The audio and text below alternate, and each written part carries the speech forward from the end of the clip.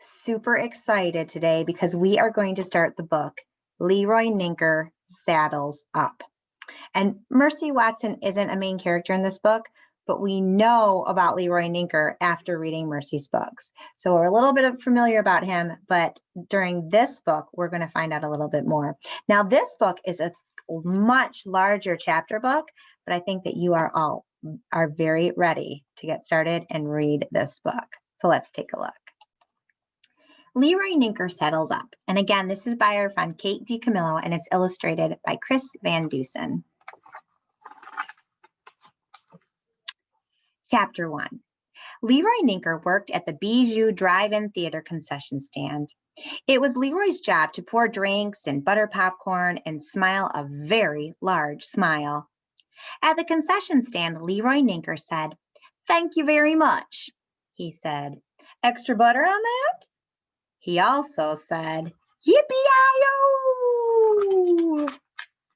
Leroy Ninker said yippee-I-O because Leroy Ninker had a dream. He wanted to be a cowboy. On Wednesday nights, the Bijou Drive-In Theater ran a Western double feature, and Leroy Ninker stood and watched in wonder as the great white expanse of the Bijou screen filled with purple mountains, wide open plains, and cowboys. The cowboys wore 10-gallon hats. They wore boots. They carried lassos. The cowboys were men who cast long shadows and knew how to fight injustice.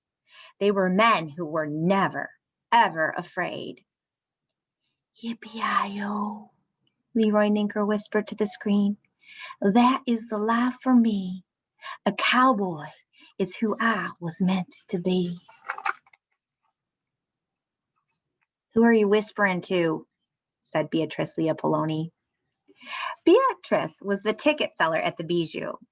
Once all the tickets were sold and the movie had begun, Beatrice joined the Leroy Ninker in the concession stand so that she could eat popcorn and watch the movie.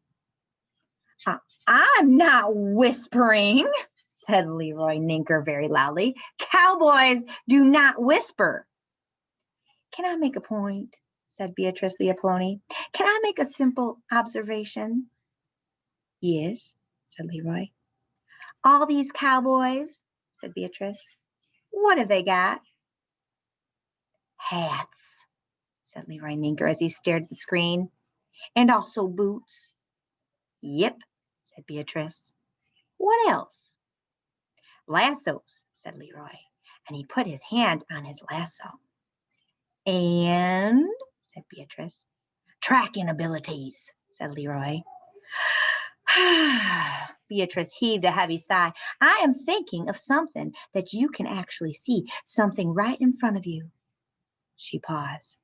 "Something that the cowboys are sitting on." Can you think of what that could be? What cowboys sit on? Leroy Ninker took off his hat and scratched his head. Beatrice sighed again. "Horses, Leroy," she said. "Every cowboy needs a horse." Leroy Ninker was a small man with a big dream. He was also the kind of man who knew the truth when he heard it. Suddenly his hat and his lasso and his boots and his yippee-I-Os didn't feel like enough. Beatrice Leopoldoni was right. How could he ever hope to be a cowboy, a real cowboy, a true cowboy, without a horse? "Yep," said Beatrice. "You've got a problem. You've got to procure a horse." What do you think procure means? You need to procure a horse. I think she's telling me he needs to get a horse. So procure must be you need to get a horse. "But don't worry. I happen to have a solution for you right here." And she held up a copy of the Gisvard Gazette, which is a paper. "Listen," she said. And Beatrice adjusted her glasses. She cleared her throat. "Horses for sale," Beatrice Leopoldoni read. "Old but good. Very exceptionally cheap." "Oh, yippee-I-O," said Leroy Ninker. He took out his wallet and counted his money. He looked at Beatrice Leopoldoni. He said, "How much is exceptionally cheap?" "I guess you won't know until you ask," said Beatrice. "Right," said Leroy. He counted his money again. I hope I have enough. Listen, said Beatrice. What you have to do here is to take fate in your hands and wrestle it to the ground. Right, said Leroy. I am going to wrestle fate. I am going to get a horse. There you go, said Beatrice. She tore the ad out of the paper and handed it to Leroy. Yippee-i-oh, said Leroy, and he carefully folded the piece of paper and put it in his wallet. Don't forget to inspect the teeth, said Beatrice Leopold, and the hooves. That is what matters with horses, teeth and hooves. Teeth and hooves, said Leroy Ninker. Exactly, said Beatrice.